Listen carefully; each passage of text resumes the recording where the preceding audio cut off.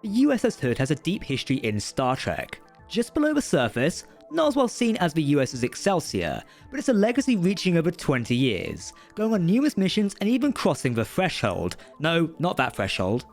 We mean from live action to animated. But what do we know about this lucky starship? Well, we're here to break down the USS Hood in this Star Trek ship breakdown. Quick, comment down below the next Star Trek starship we should take a look at here on the channel. While you're there, hit that subscribe button to never miss a video from the Trek Central team here on YouTube.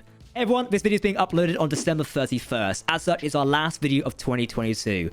I'm wishing you all a happy new year if you're celebrating us or watching us in 2023 because you're a time agent and watching in the future, but hopefully you've enjoyed our content and enjoyed all the Star Trek we've been getting. Leave us some feedback down below. I can't wait to share the next journey of our Starship videos and Star Trek content with you in 2023.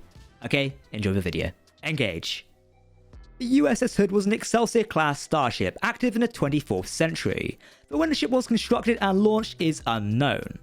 The Excelsior-class first came about in the early 2280s as part of the Great Experiment, with the first ship of its class meant to be transwarp capable.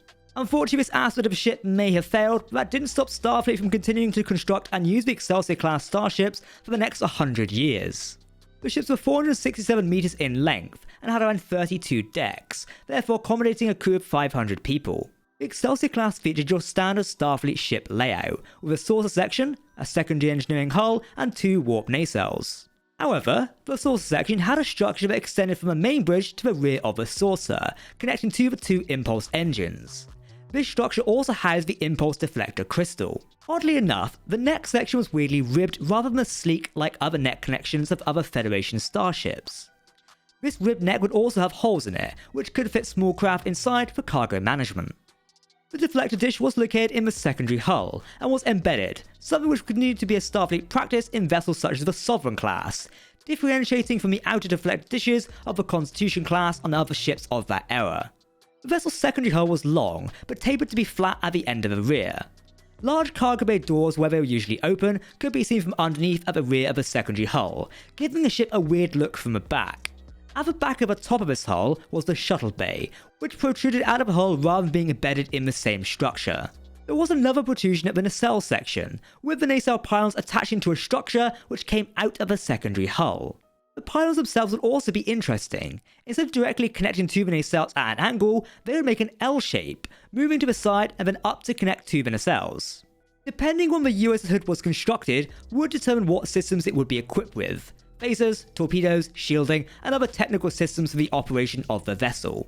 The Excelsior class had many variants for its long service in Starfleet, with an Enterprise B getting a refit version, an Abina class variant in the 2380s, and a direct successor with the Excelsior II class in the early 25th century. However, the USS Hood would keep the same structure as the original Excelsior class, which perhaps gives an indication of when it was originally constructed. Now, the USS Hood did have a redshift NCC 42296, which would suggest a construction time in the 24th century instead of the 23rd. The Hood was active in the 24th century, though the actual construction and launch date of the vessel is unknown, as we mentioned.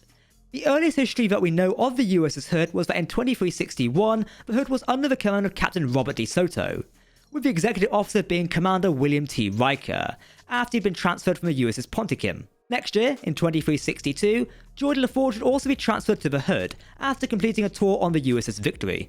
The only mission we know of the Hood undertaking during these early years was a mission to Altair 3, where Commander Riker refused to allow Captain DeSoto to transport to the surface of a planet for an away mission, which is the only instance in which a captain has been refused to go on an away mission in Starfleet history. In the year 2364, the Hood would rendezvous with the USS Enterprise D in order to transfer crew and equipment, which included Commander William Riker, the new Chief Medical Officer of the Enterprise, Dr. Beverly Crusher, and also Geordi LaForge. Also on board the Hood, who would come to the Enterprise, would be Admiral Leonard McCoy, who would inspect the medical facilities on board the new Enterprise D. Who replaced William Riker as the executive officer of the Hood is unknown, though it is presumed the ship was still under the command of Captain Robert DeSoto at this time. In the year 2366, the USS Hood and the USS Monitor, a Nebula-class starship, were sent to the Romulan neutral zone to counter a possible Romulan sneak attack, though this attack would not happen. The only other mission we know of the Hood during the 2366 was the Hood's rendezvous with the Enterprise D again, to drop off Tan Elbrum for the Tin Man mission. When we come to 2367, the only event which the Hood was participating in, which we know of, was at Starbase 174. For major systems upgrades, considering the Excelsior-class would be around 90 years old at this point, which would make sense. According to some oculograms, which are the diagrams in the background if you didn't know, the USS Hood was part of Starfleet operations in sectors 2166 and 23079. During the Klingon Civil War of 2368, Captain Picard of the USS Enterprise D organised a fleet to blockade the Klingon-Romulan border, in order to ensure that no Romulan assistance was being supplied to the Duras side of the Civil War in the form of weapons, troops, or ships. The USS Hood would become one of the 23 ships assembled for this fleet, and was one of the other 17 ships chosen for the Tachyon network, a network to detect any cloaked ships that were crossing the Romulan-Klingon border. As if being given an upgrade only 2 years ago wasn't enough, the USS Hood was at Starbase 134 in the year 2369 for another major systems upgrade. I would assume with these older vessels, these might be more common compared to other vessels such as the Enterprise D. Later that year, the USS Hood would be in Sector 0912, and therefore be assigned a mission to test the ship's new Mark VI warp drive engines. With the outbreak of the Dominion War saw most of the Starfleet being assigned to active service, except for the USS Enterprise E, which apparently saw very little action during the war. The USS Hood, however, fought in several engagements. It was part of a task force in Operation Return in order to retake the Starbase Deep Space Nine from Dominion forces in early 2374. Later that year, the Hood would take part in the First Battle of Chintaka, where it would come face to face with the Cardassian orbital weapons platform. Thankfully, the ship did survive and would continue on into 2379.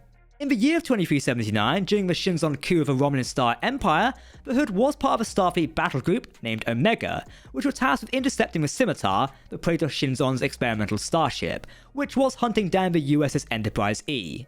The Hood, or the battle group, would not actually achieve this, as the E and the Scimitar would fight before rendezvousing with the battle group, with the Scimitar being defeated and the Enterprise D being critically damaged.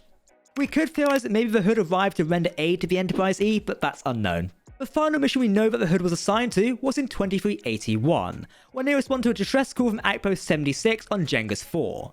The captain of the Hood at this time was Captain Mokonami, and he helped broker a peace agreement between the outpost scientists and the indigenous population. The California-class starship, USS Cerritos, and the USS Carlsbad would then help clean up efforts on the planet while the Hood departed the planet for adventures out in the final frontier. The USS Hood model would originally be the Excelsior-class studio model built for the Star Trek third film, which was The Search for Spock. And though it was the original Excelsior-class model, no registries for this vessel could be seen on it in its first episode, which was the pilot episode for Star Trek The Next Generation, Encounter at Farpoint.